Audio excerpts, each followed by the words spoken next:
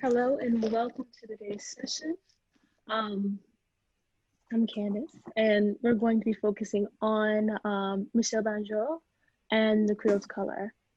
So, for a warm up, we're going to be listening to the song and specifically focusing on what's overall tone of the song, what the song's about, and what's being said in the translation. Okay. Oh, also, let me just go back. Before we play the song, let me share.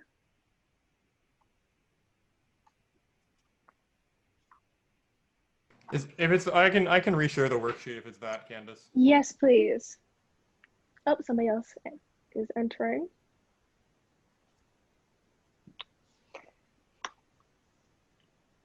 So, cool. Great.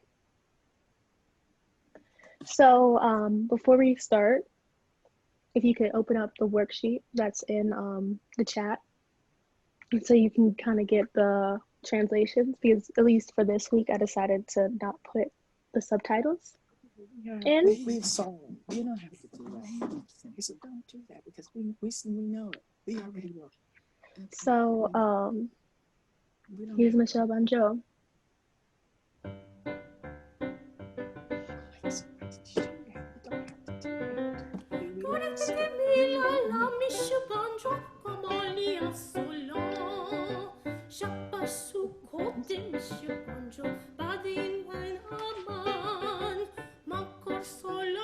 Monsieur Banjo, c'est qu'à la grosse la bouche. Oh, gare petit mila, ma Monsieur Banjo, comment les en solo.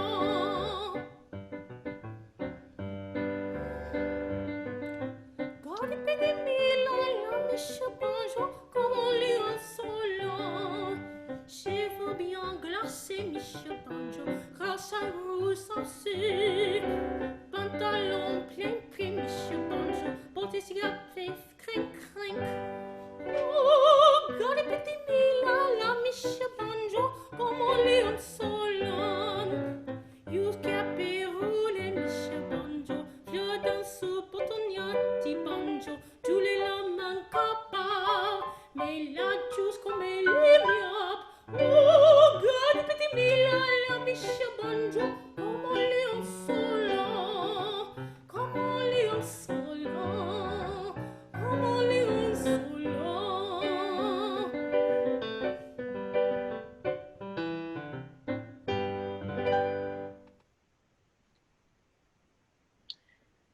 So, about the song. And before you get into like about the song, I would love for you guys to unmute and kind of tell me what your impressions of this song was.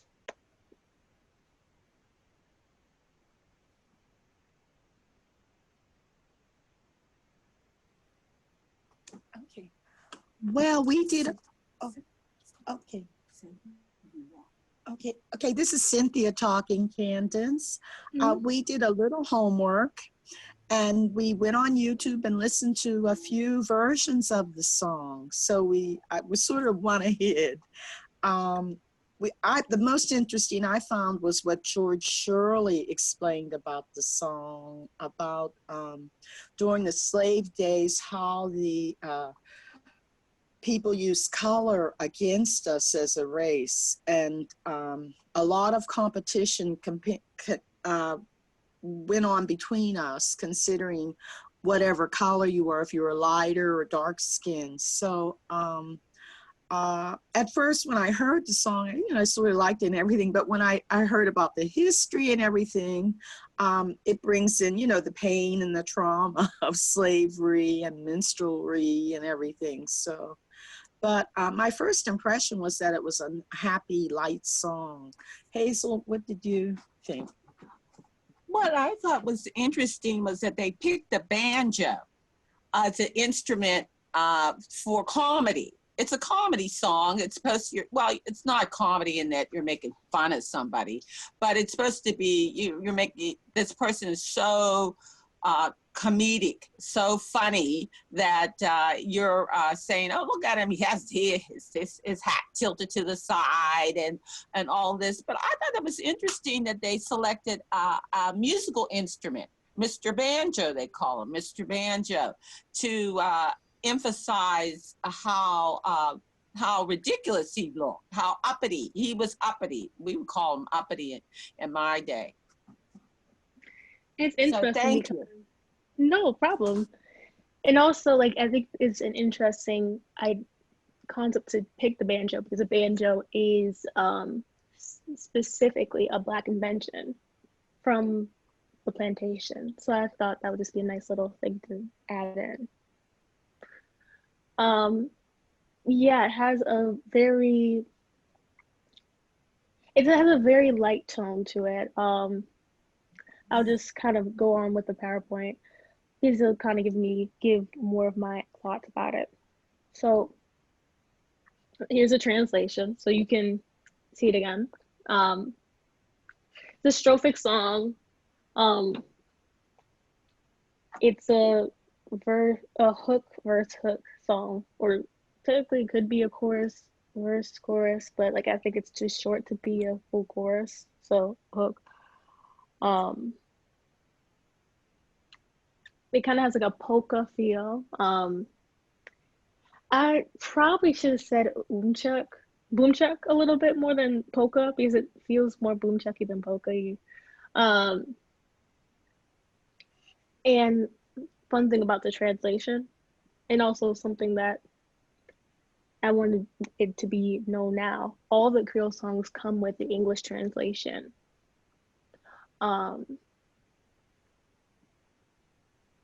In their poetic translations, which are essentially, let me move.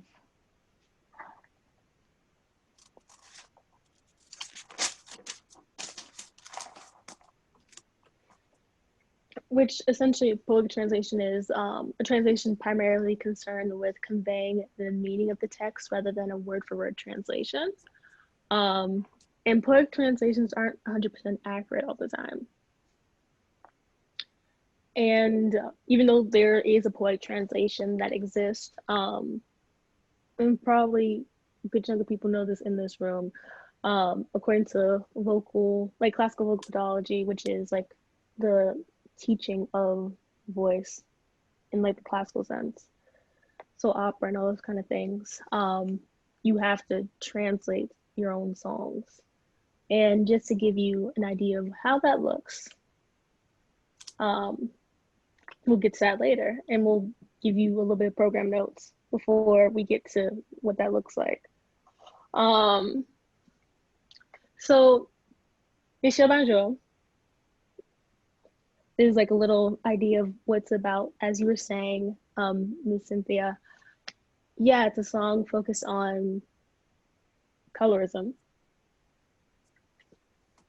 And I'll just kind of read it out really quick. Oh, it's also dedicated to Mr. Roland Haynes, who, if I can just move that real quick, who was essentially the first Black concert singer to be recorded singing classical music. So it's a fun little history moment. So Michel Banjo, or Mr. Banjo, the town dandy, which a dandy is a gentleman who's really focused on being dapper along with their speech and mannerisms. So basically like a really put together person or man. Is the envy of those who neither have his fine clothes nor his talent for entertaining on the banjo. Moreover, the envious pang is certainly not softened by the fact that he's mulatto. Mulatto, like I took this definition from LSU's digital collection, Free People of Color. And it says, historically, this term is meant to describe someone of mixed African and European ancestry, and in Louisiana, it's even more specific. It's usually somebody who is half of European descent and half African descent. continuing on with reading the text. Hence, Mr. Banjo is a victim of much ridicule. And we're kind of going into why, more specifically, why he's ridiculed in just a moment. But going back to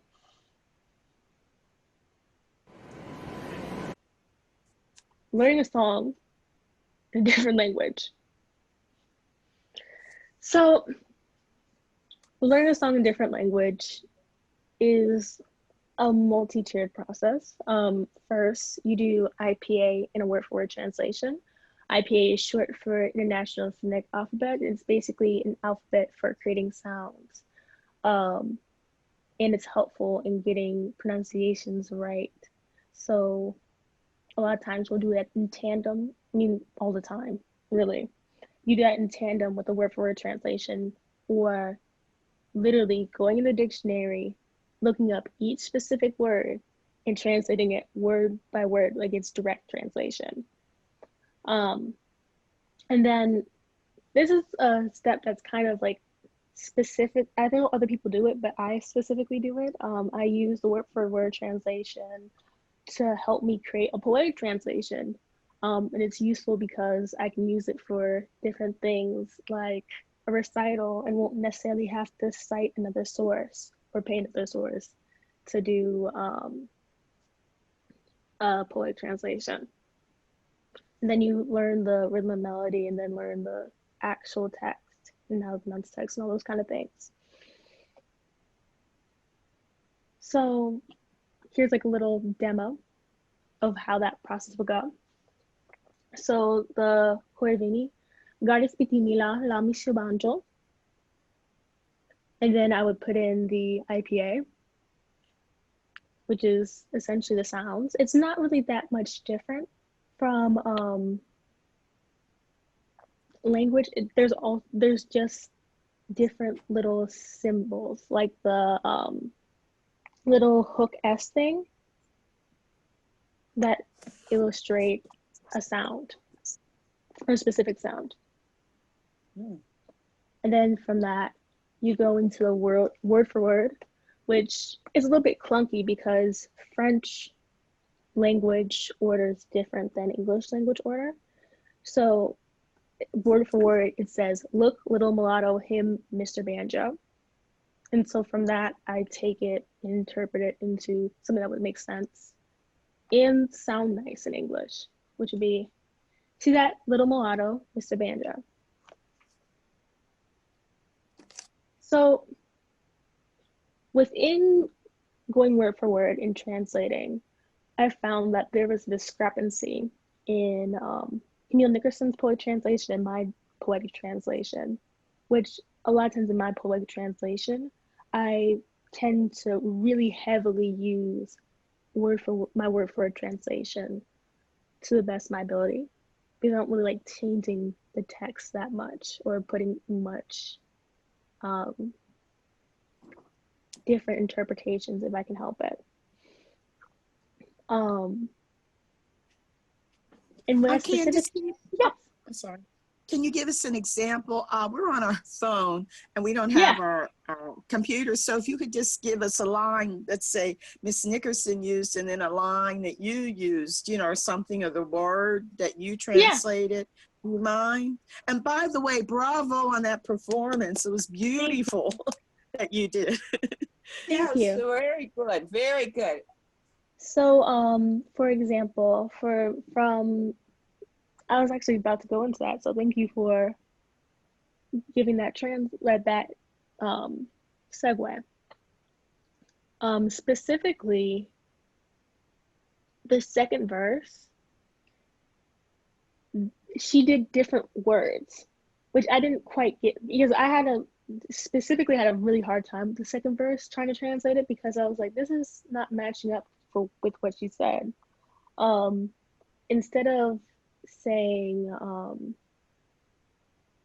she said, like, hat turned on one side, Mr. Banjo, walking cane in hand, smoking a big cigar, Mr. Banjo, strutting to the beat, the band. Um, I found the text to be hat cupped on one side, Mr. Banjo, handkerchief in his pocket, Mr. Banjo, big cigar in his mouth, which is that significantly different. I would say. So I was confused. I was like, oh, okay. So I kept on going.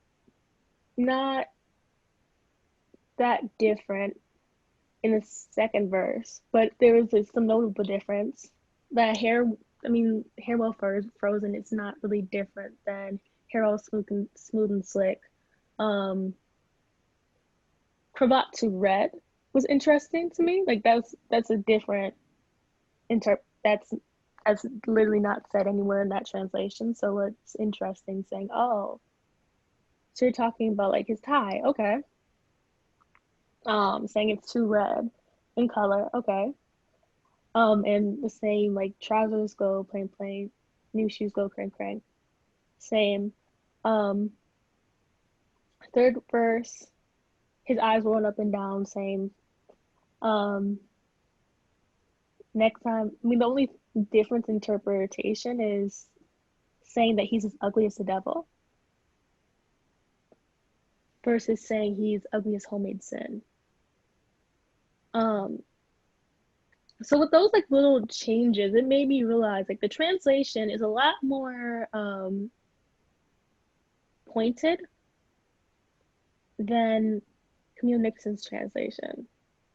And it made me like really think like, why did Camille Nickerson change the meaning of this particular song?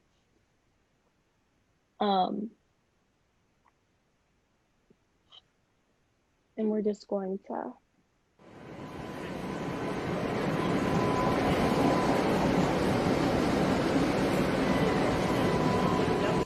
There is no state in the Union, hardly any spot of like size on the globe, where the man of color has lived.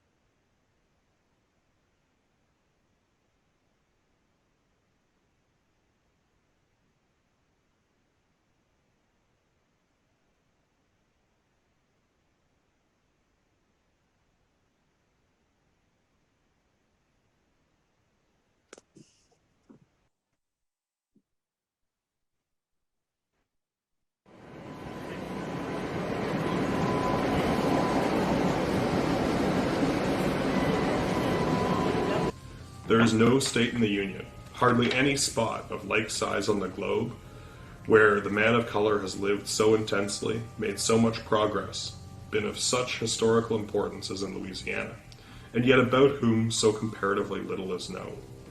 Alice Dunbar Nelson, 1916.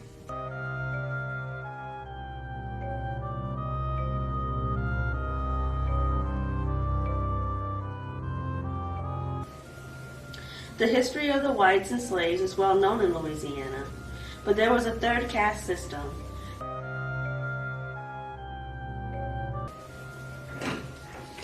They were not black, nor they white. They were not slaves, nor were they entirely free.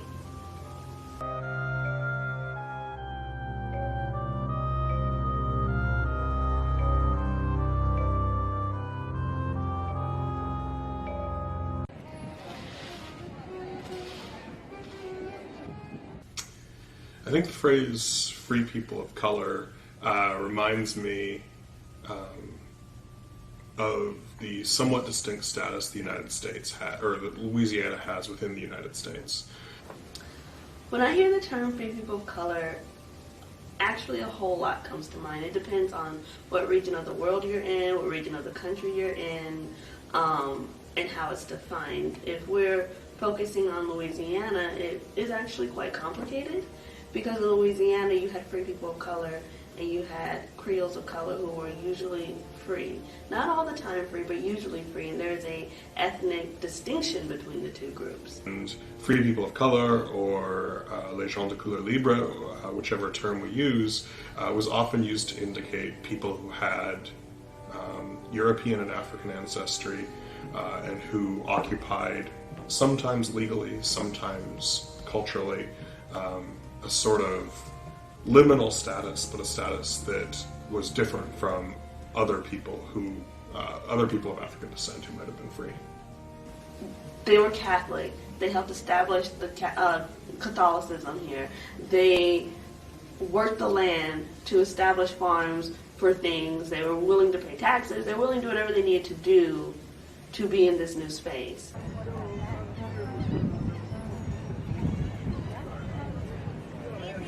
In terms of thinking about a geography that comes to mind when I hear the term free people of color, I think most commonly slave societies in the Western Hemisphere who have a history of colonization by Catholic empires. Catholic empires, particularly the French Empire and the Spanish Empire. So I tend to think of places like Louisiana in what became the United States. I tend to think of Saint-Domingue, what we might call Haiti today, and other places sort of in the Caribbean and Central and South America in particular. One region I think about is Haiti. It had a huge free people of color population. Locally, I think about New Orleans. New Orleans had a huge free people of color and Creole color population that was incredibly influential to the state, to the city. The art that came out of those communities, the politics, the religion, the mercantile relationships, so much came from these people that we know very little about. Because of the role of the Catholic Church and the tendency of the Catholic Church not to lead to better conditions under slavery, which was absolutely not the case, but to lead to more fluidity in moving from an enslaved status to a free status, or giving different statuses to people who were born of interracial unions and things like this. Because of this long history of French and Spanish control in Louisiana, Louisiana had one of the largest populations of free people of color in the United States, all the way up through the eve of the Civil War, almost 60 years later.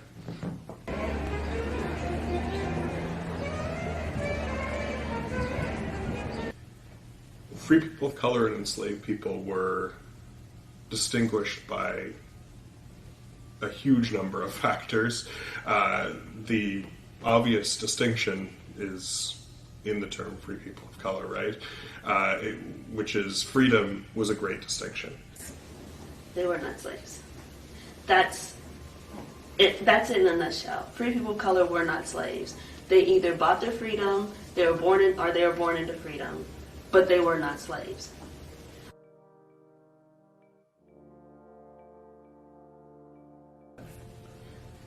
So understanding the jobs and occupations of free people of color, particularly in the context of the United States, is sort of a complicated task. So there's a broader answer in New Orleans, in Louisiana. There's an idea that free people of color could fill more positions and occupy more roles in society, in real estate, in law, in professions, in business, and even on a pretty large scale in slave owning. They were politicians, they were authors, they were newspapermen, they were everything that you could think of. Some of them did that kind of work. Not all of them. I mean, there were obviously those who couldn't have those more prestigious jobs, especially for women. It was really hard for women, as is the story immortal. It was really hard for women. You know, they were they were maids, they were seamstress, they were nannies, they were wet nurses, they were whatever they had to be to get by.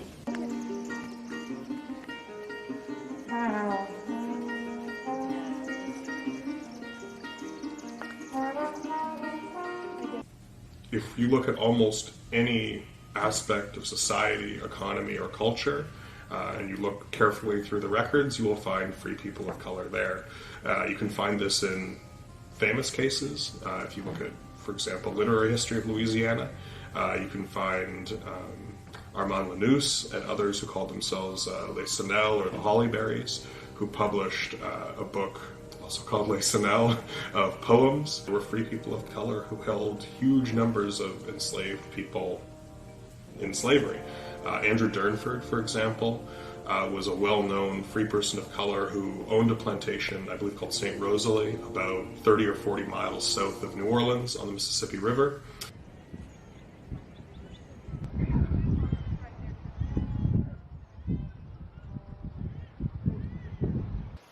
For free people of color in New Orleans and Louisiana and throughout the United States, there were obstacles that were almost hard to count. At the most basic level, there was the constant, especially outside of New Orleans, need to prove your free status. As we know, most of the United States operates under what is often called a one-drop rule, making anyone with any semblance of African descent someone who's eligible for slavery. The fact that they weren't allowed to vote, the fact that they had to endure ridiculous hurdles to own property and to simply have the basic human rights imposed on their ability to be successful. Of course, you know, laws for women, laws on appearances, like the tie-down laws. All of these things just put up more and more barriers of separation and oppression. And Governor William C.C. Claiborne reduced the number of free men of color in the militia and the colony. He set curfews, made free people of color carry passes. They were identified differently in public records, and so on.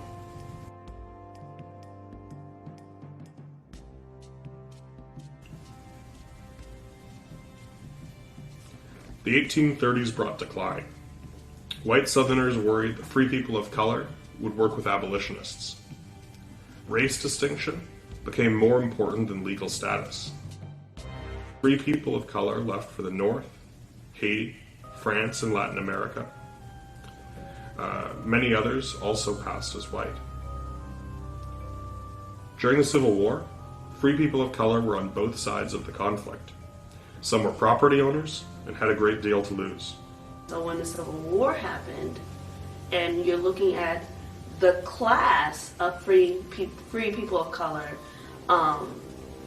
it disintegrated because the only distinction was slavery. And you take slavery away, then what is the difference? So there's a lot to unpack there. I'm gonna stop sharing so we can kind of talk about it face to face.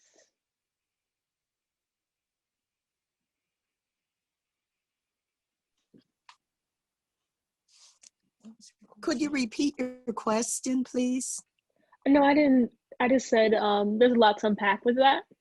So I think that before even going back into the PowerPoint, I wanted to kind of talk face to face and hear your guys' opinions on what you just heard. Your thoughts. Okay, well, I think it's interesting that the terminology people of color has returned, and that sort of marginalized our United States. Our grandmother, actually on her census, they considered her a mulatto. So she was from the Virginia area. So I'm greatly concerned. I mean, you could use this as a history lesson with the children, that we're going back to the term people of color today, when this was a pre-Civil War terminology for the Negroes, they called us back then, or the Black people. But I think it's interesting about how, and he mentioned in 1830 that the people of color had to flee to different parts of the world or north in order to maintain your free status. And with that, though, went the music, though, I'm assuming, and the music and the art and the culture goes hand in hand when the people gravitate to different parts of the world or country. So, I found it very informative, something I didn't know. Hazel, did you want to add anything? Yes, this is Hazel. I thought it was a very, very good video. I'm so glad that you showed it to us. It was very informative. What I found most interesting about it was the fact that they were like in between these people of color. So they were in between slavery and in between the white society. So they must have had to negotiate both worlds. And then so the song takes on even more meaning, I think, after seeing this video, because this song is really saying, oh, you're acting, you know, uppity, you're acting like you, like, I guess, the white culture almost. But you're still in the Black culture. You still have remnants of slavery there. So I thought it was very good presentation. I think the reason why I picked this video specifically, I think it gave a lot of information about the Creoles of color in a pretty concise way. I think it really spoke to also how Louisiana was very fluid. A lot of, like, early on in Louisiana's history, Louisiana was very fluid. We touched upon this a little bit last week in terms of how slavery was organized. The slavery was organized in Louisiana's colony early on by the Code Noir, which essentially was a Black code in Louisiana. There were a lot of different things that went into the Code Noir. The original Code Noir had a provision. It wasn't, the original Code Noir also was not written for Louisiana specifically. It's written for another colony, and the colony's name is escaping me right now. But in the original Code Noir, there was provision that said that if a slave master would impregnate one of his slaves, he had an obligation to marry her and set her free. So even though it wasn't in Louisiana's Code Noir, that was a practice that was followed. And that partially contributed to the Code Noir, Free People of Color, which obviously kind of made slaves who didn't necessarily have that privilege or didn't have light skin or didn't have et cetera, feel some type of way because there's somebody that isn't that much different from them, but they're in a different category because of their lighter skin and their mixed features. But also due to how Louisiana was set up, they were put into a different caste altogether. There's also other mixtures besides that went into the specific title of Creole colors. There were Griffs, Octoroons, Mulattoes, all those kind of things. And they were paid attention to.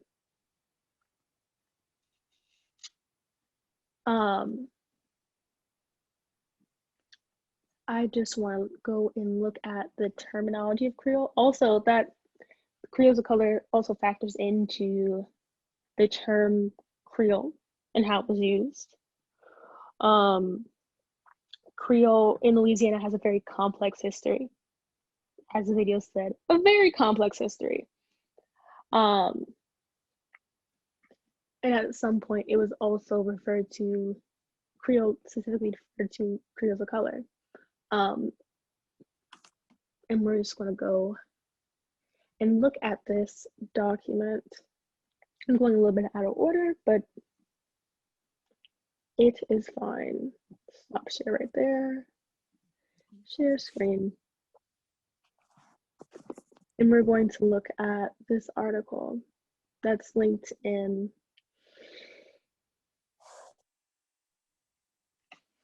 it's actually linked in the worksheet. So essentially, in the 18th century, Creoles it started to take on that meaning. Well, it always had that meaning. Let me just scroll up. Because the term Creole prior to prior to its introduction in Louisiana, derives from Latin word like creare, to beget or to create.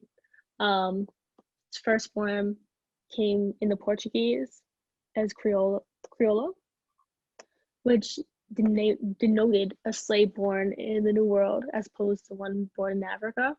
1600s, criollo came to denote native New World colonists, regardless of ethnicity. In Louisiana, the term evolved into the Spanish Creole, and then it turned into the Criollo, and then turned into French Creole. And in the 18th century, it became more known as like the mixed race people, which gens de couleur, which is like free people of color in English. And it's that group in between black and white that could play, that they had laws regulating their movements, but they had a lot more economic power and social freedom because they could own property, and they also owned slaves. So that's another thing and another complication with the Creole colors, because they could own slaves, and that's a trip in and of itself.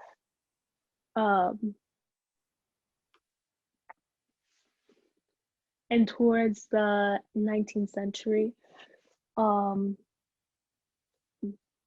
white people, specifically in antebellum Louisiana, white people began to actually take on the title of Creole of color because they wanted to distinguish themselves from the white colonists that were coming in from America and wanted to assert that they were native French people, well, not French.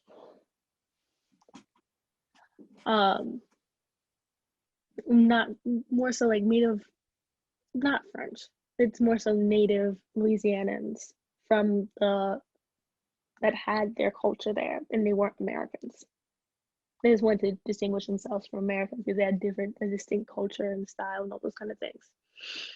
And that also kind of pushed the idea of Creoles of color, because the Creoles of color really want to assert themselves as a separate race, because they didn't want to be subject to the oppression that they would face in the British style of social hierarchy and slavery, because there wasn't really that third class, as you know, in British slavery. It was just like white and black. There wasn't really a mix in between.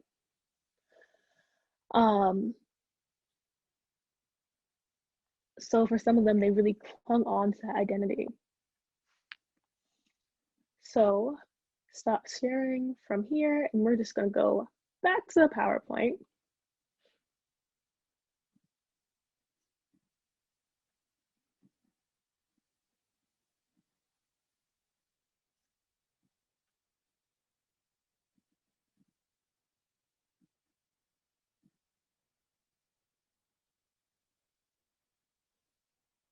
Okay.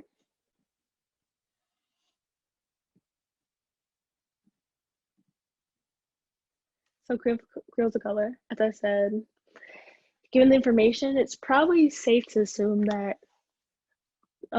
Michel Banjo is a Creole of color, or is in proximity to the Creole of color status.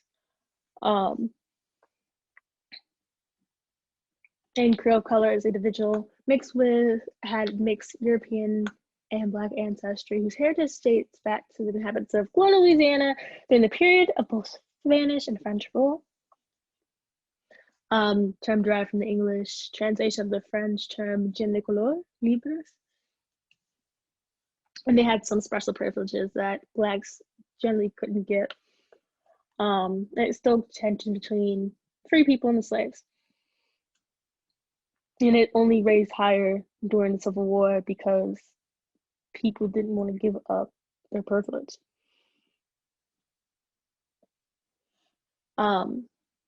And interesting enough, there were some that actually assimilated into Blackness and contributed to Black culture and Black civil rights, as we're going to see right now. Or not.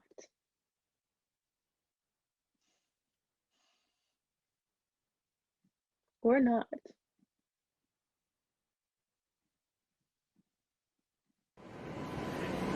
Yeah, that was the wrong video clip. Anywho, we'll continue on. In particular, we're going to look at a little 5-minute clip with people talking about their experience as a Creole of color growing up post-Civil War Louisiana, more so currently, like 1920s, those kind of times.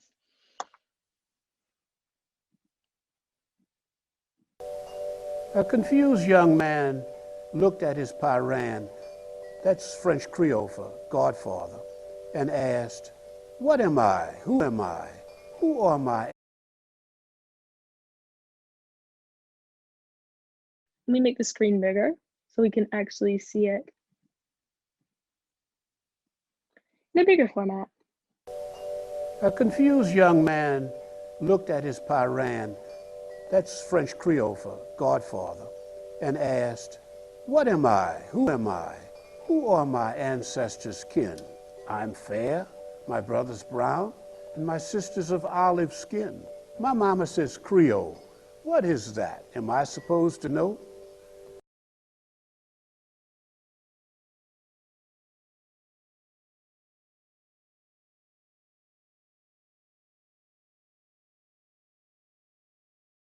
A typical Creole family was a family mixed with white, black, a touch of Spanish, and in some cases a bit of Indian blood. And I think that can count a lot of New Orleans families like that. The disadvantages, because we were just a little different, some people didn't take to that. They gave us a rough time sometimes. The advantage, my daddy went into the painting business, and I hate to say it, but on many occasions, he didn't tell the people what he was. They accepted him for the way he looked. Some cases people found out later, but once you've worked for them, if they liked your work, then you would be called back. If you were real dark-skinned, often they wouldn't give you the chance to get in the front door. The Creole is like the prototype of a melting pot man. He has a little bit of this and a little bit of that. So I think what makes Creole is that you have to recognize that you are part of many ethnicities. You're not totally African American. You're not totally French. You're not totally Spanish. You're a combination of everything. And I think recognizing that diversity is unique because you say, this is who I am. You accept me the way I am. I have no control over the fact that I have 7 ethnic groups in 3 generations. We are mixture of Caucasians and Africans that's in the family, both on mother's side of the family, on my daddy's side of the family. So you might say we're thoroughbred Creoles. One thing I can remember, my mother on the telephone, when she talked to her sisters, they always spoke in French. And of course, whenever they were talking about me, I knew because they couldn't say Lord in French. So I always got a kick out of that. Honey, we went from dark brown to blue-eyed blondes. My sister was a platinum blonde as a child, a blonde with blue eyes. And I have first cousins that are dark brown skin. I had one uncle that was brown and 3 uncles that were fair. One had blue eyes. Naturally, the brown one was teased and talked about as a kid because they do that in their own families. They call them the black sheep of the family and things like that. Many of the children of darker complexions felt inferior. These children never fully were able to enjoy being children They were so busy worrying about what they looked like. If you were brown, but you had nice hair, you know, if your hair would move, if you had good hair, well then you were with that crowd with the light skin, who may not have had nice hair, but they had the fair skin. So there was a lot of categorizing, and the children who felt inferior, they carried this forever. Remember, the Creole word to some people, they get really upset over it. One of my coworkers, I mentioned that word just a few weeks ago, and he told me, he said, that's when you want to be white and you don't want to be black. But to some extent, we are in the middle. We don't want to be uppity. All I want to do is live my life and go on. My daddy was a very independent person. He loved business. He loved dairy farming. He loved cows. My father received the tax bill for $600 on the farm and the cattle and whatever.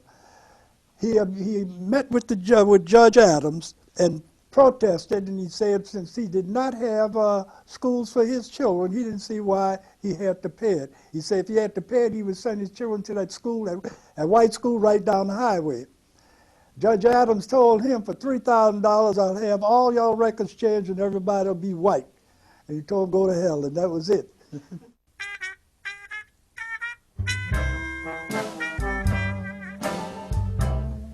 How can I really know how I came to be? How come we're different complexions? What am I supposed to see? Parrain, the youth besieged him. Tell me, why are we so many colors? What does Creole really mean? Who can I call my brothers? Am I black or white? I do not understand. What is my true birthright?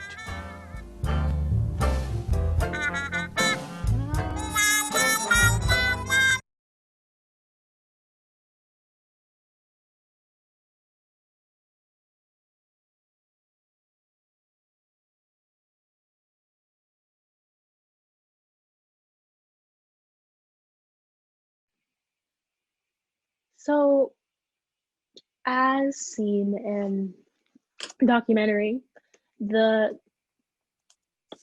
identity of Creole current day, is kind of confusing because the history of the word is rooted in a racial it's a racial construct. I mean, all race is racial construct, but in particular, it's rooted in this idea of a third class that isn't black, isn't white, it's something else.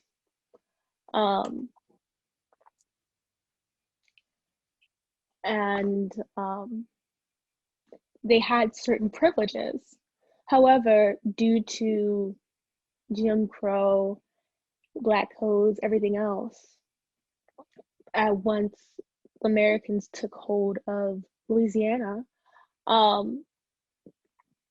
it was kind of rendered a different thing. It was a fight for identity, seeing what you are. There's some people that took the Nomer and made their own identity and culture and wanted to just be Creole. They don't want to be up, like as the guy said, they don't want to be uppity, but they just see themselves as this culture.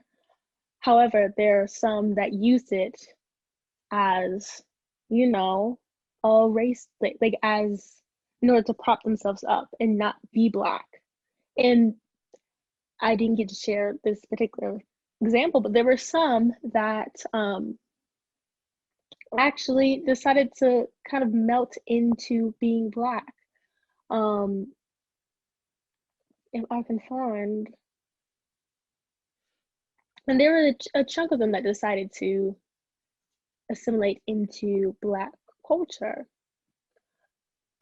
Actually, one of the first black senators was a Creole of color, but they identified as black. So it's a very complex issue. And I don't necessarily feel comfortable dissenting on what is right or wrong either way. I think it's just a thing to be aware of and form your own opinion of.